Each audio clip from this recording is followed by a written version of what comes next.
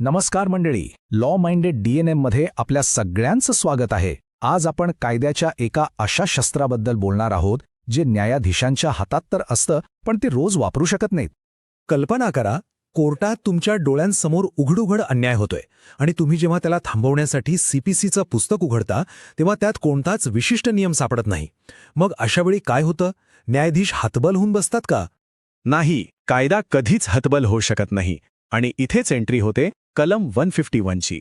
अनेक लॉ स्टुडंट्सना, खरं तर काही वकिलांनाही असं वाटतं की हे कलम म्हणजे एक जादूची कांडी आहे. कोणतीही अडचण आली की फिरवली की झालं काम.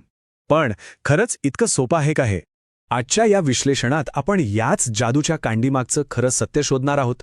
आपण बघूया की या शक्तीचा मूळ स्रोत काय आहे, मग आपण त्या ब्रह्मास्त्र नियमावर येऊ, म्हणजेच याच्या मर्यादा काय आहेत. त्यानंतर ही शक्ती नक्की कधी वापरायची हे काही उदाहरणांसोबत समजून घेऊ आणि शेवटी या कलमाचं खरं स्वरूप काय आहे हे उलगडू. चला तर मग सुरुवात करूया. चला तर मग या गैरसमजाचा पडदा बाजूला सारू आणि थेट या शक्तीच्या मूळ स्रोताकडे जाऊया. ही पॉवर, ही शक्ती न्यायालयाला मिळाली तरी कुठून? स्क्रीनवर बघा, हे आहे कलम 151. जसं कायद्याच्या पुस्तकात लिहिलंय, यात अगदी स्पष्टपणे म्हटलं आहे की या कोडमधली कुठलीही गोष्ट न्यायालयाच्या त्या अंतर्निहित शक्तीला मर्यादित किंवा कमी करणार नाही, जी न्यायाचं उद्दिष्ट साधण्यासाठी किंवा न्यायालयाच्या प्रक्रियेचा गैरवापर रोखण्यासाठी आवश्यक आहे. आता यातला सगळ्यात महत्त्वाचा शब्द आहे इनहेरेंट, म्हणजे अंतर्निहित. ही शक्ती सीपीसीने न्यायालयाला दिलेली भेट नाहीये. न्यायालय हे न्यायाचं स्थान आहे, त्यामुळे न्याय करण्याची ही शक्ती त्याच्याकडे जन्मतःच असते. कलम 151 फक्त एवढंच सांगतं की सीपीसीमधले इतर नियम या मूळ शक्तीला कमी करू शकत नाहीत. म्हणजे हे कलम त्या शक्तीला निर्माण नाही करत, फक्त तिचं रक्षण करतं, एका बॉडीगार्डसारखं. आणि हो, ही शक्ती वाटेल तशी वापरता येत नाही. तिचे फक्त दोनच स्पष्ट उद्देश आहेत. एक, न्यायाचं उद्दिष्ट साध्य करणं, म्हणजेच एंड्स ऑफ जस्टिस. आणि दोन, न्यायालयाच्या प्रक्रियेचा, म्हणजे प्रोसेस ऑफ द कोर्टचा गैरवापर थांबवणं. बस. ठीक आहे, तर शक्ती आहे हे आपल्याला कळलं. पण आता आपण या विश्लेषणाच्या सगळ्यात महत्त्वाच्या भागाकडे वळूया. या शक्तीच्या मर्यादा काय आहेत? कारण अमर्याद शक्ती ही खूप धोकादायक ठरू शकते. फार उत्साहात येऊ नका. कलम 151चा वापर करून कायद्याला बगल देता येत नाही. या शक्तीला ब्रह्मास्त्र समजा.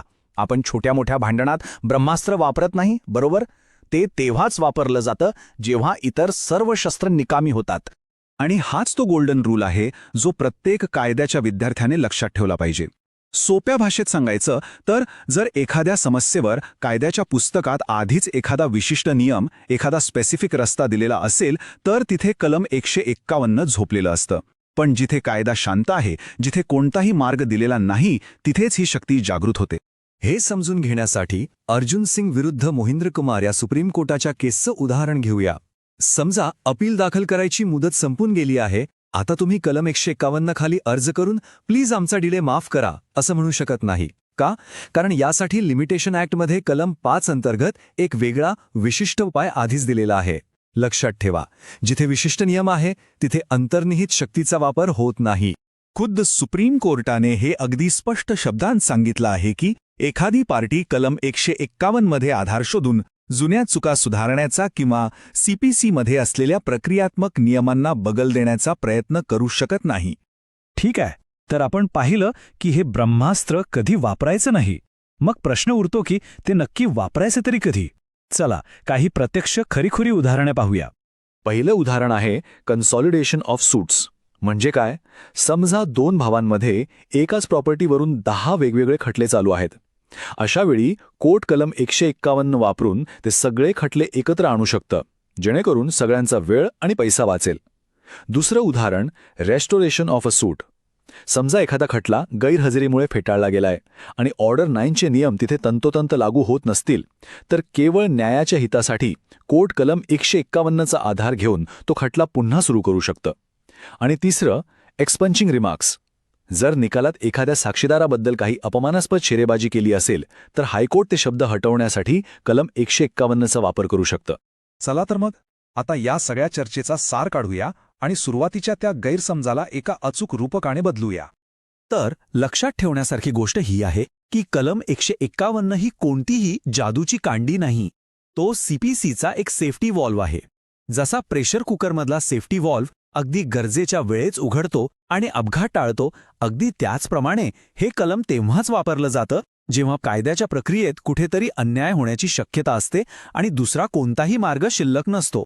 आपण शक्तीबद्दल बोललो, पण एक मिनिट, काय होईल जर न्यायाधीशच पक्षपाती असेल तर? किंवा तुमची प्रॉपर्टी दुसऱ्या राज्यात असेल तर? मग केस कशी हलवायची? याबद्दल आपण बोलणार आहोत आपल्या पुढच्या विश्लेषणात, जिथे आपण ट्रान्सफर ऑफ सूट्स म्हणजेच कलम 22 ते 25 बद्दल सविस्तर माहिती घेऊ.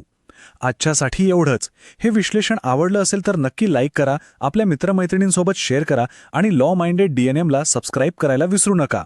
अभ्यास करत व्हा. जय हिंद, जय महाराष्ट्र.